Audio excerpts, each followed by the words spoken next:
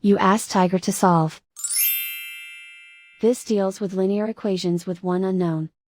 The final result is x equals 275 over 4. Let's solve it step by step.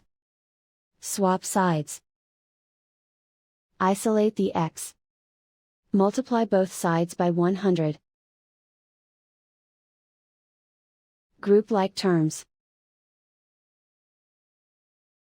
Multiply the coefficients. Simplify the fraction. Multiply the fractions. Simplify the arithmetic.